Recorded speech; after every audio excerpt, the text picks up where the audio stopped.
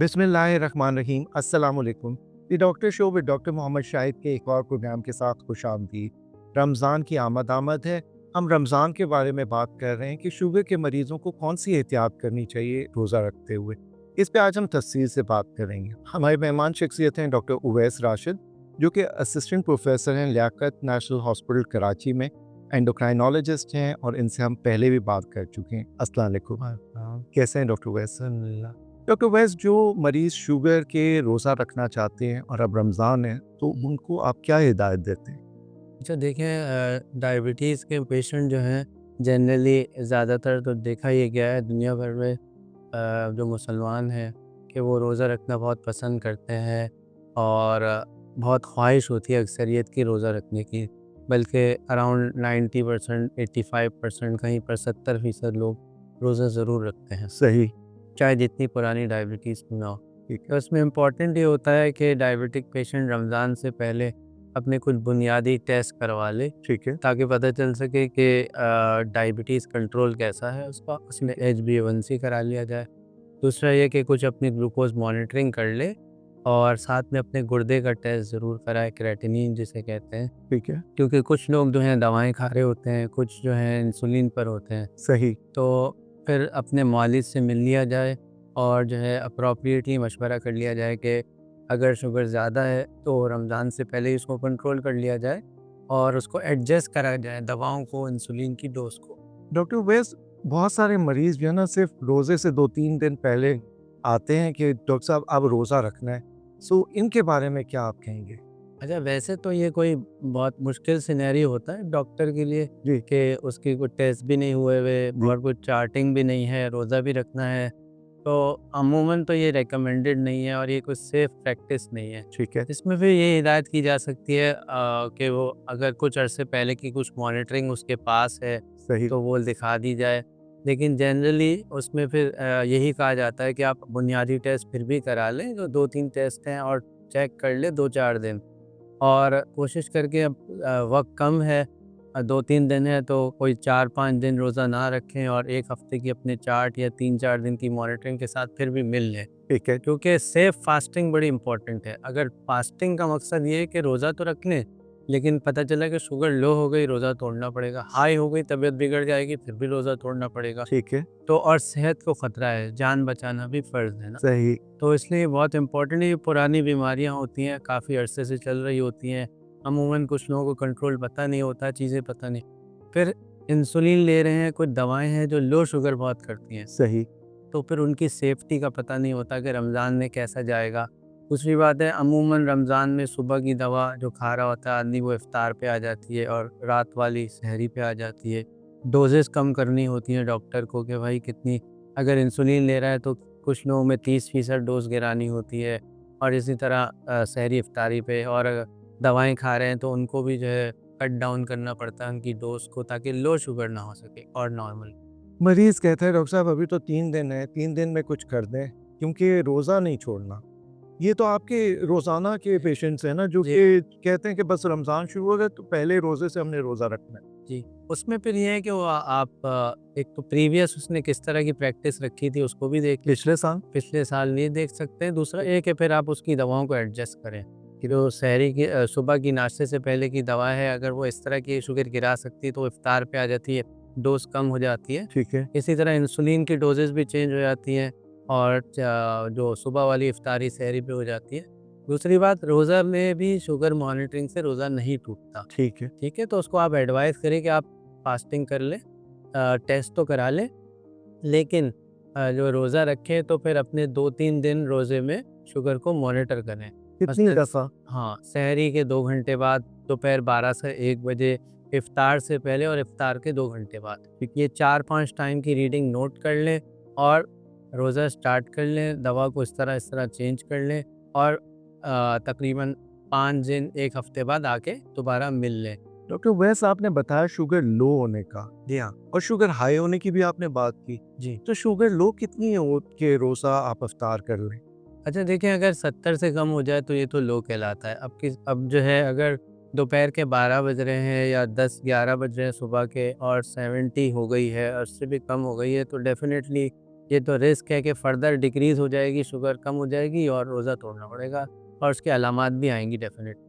तो एक तो ये 70 से कम लो कहलाती है और इस पे वैसे भी तोड़ना मतलब फिर आपको ज़ाहिर-सी बात है रोज़ा ब्रेक करना।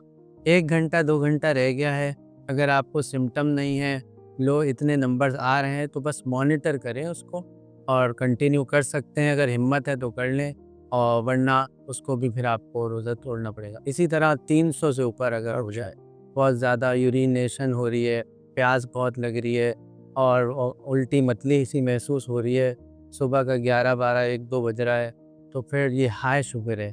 इसकी वजह से परेशानी हो जाएगी थ्रू आउट द डिहाइड्रेशन हो जाएगी और 1-2 कॉम्प्लिकेशन चीज़ें होती हैं, उसके चांसेस बढ़ जाते हैं, तो फिर रोज़ा ब्रेक करना पड़ेगा। ठीक है।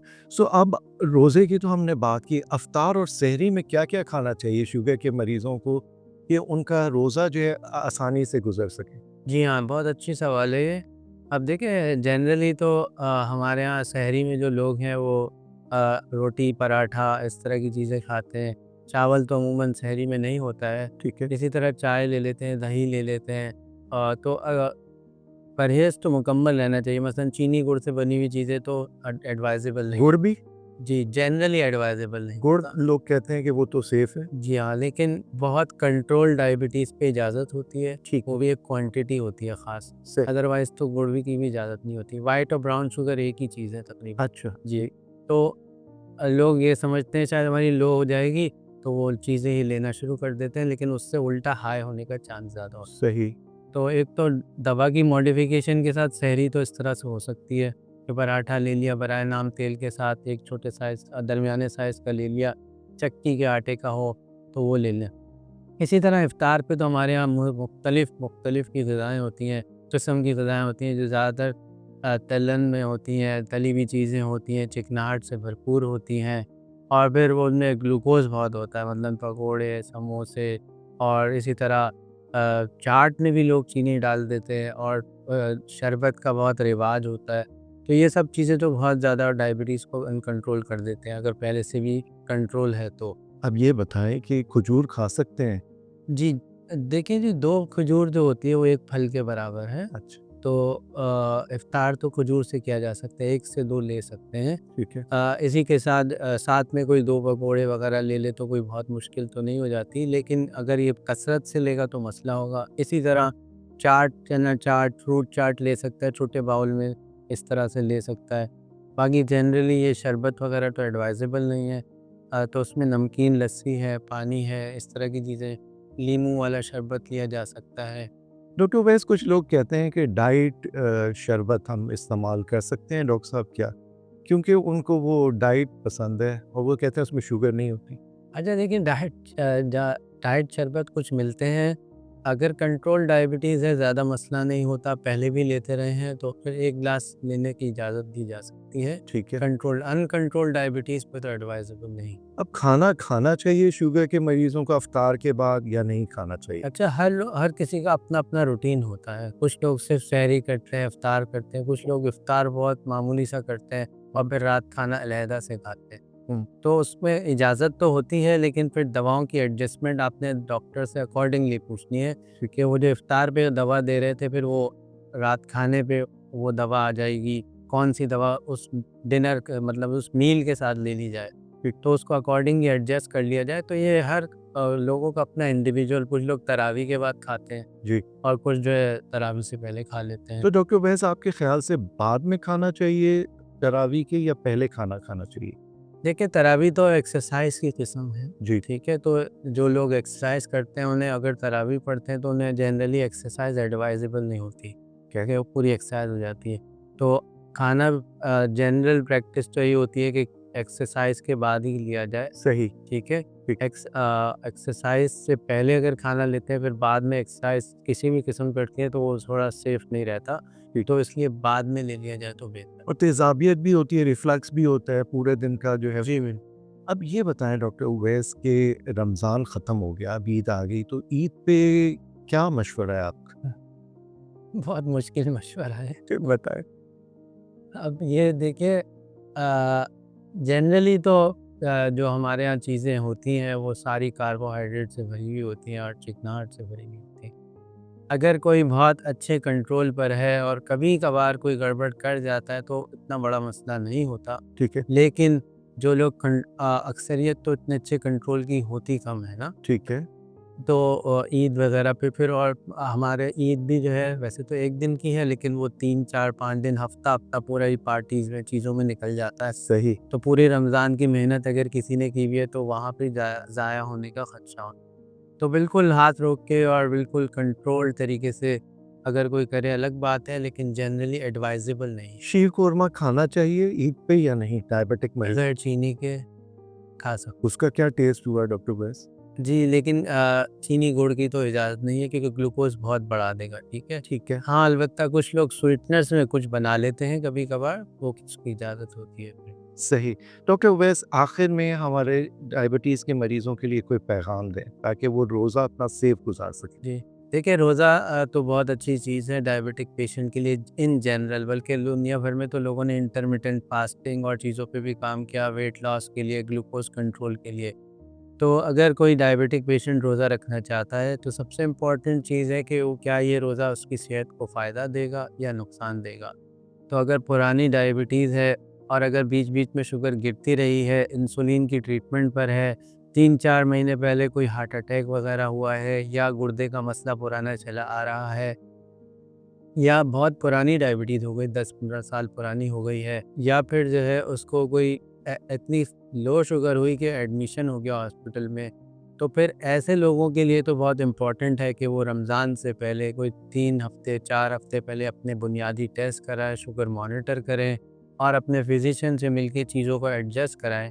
लेकिन अगर फ़िज़िशियन कहता है कि आपके लिए रोज़ा सेफ़ नहीं है, तो फिर रोज़ा को अवॉइड करना चाहिए, नहीं रखना चाहिए। क्योंकि ये रोज़ा आपके लिए डेंजरस भी हो सकता है, हाइपोग्लाइसीमिया लो शुगर भी हो सकती है, हाई भी हो सकती है और इतना भी हाई सीरियस हो सकता है कि आपको हॉस्पिटल में एडमिशन जाना भी पड़ सकता है। तो लाइफ का रिस्क कहीं भी एडवाइजेबल नहीं होता, लेकिन इन जनरल ज़्यादातर लोग सेफ रोज़ा रख सकते हैं अगर वो बुनियादी चीज़ों को फॉलो करके। डॉक्टर उवैस राशिद आपका बहुत-बहुत शुक्रिया इस प्रोग्राम में आने का। जी, बहुत शुक्रिया आपका। नाज़रीन जैसे डॉक्टर उवैस राशिद ने बताया है कि अपना बहुत ख़्याल रखें और बुनियादी टेस्ट करा के अपने मौलिद से मिल लें, वो आपको बेहतर मशवरा देंगे कि रोज़ा किस तरह गुज़ारना है। नेक्स्ट प्रोग्राम तक के लिए अल्लाह हाफ़िज़।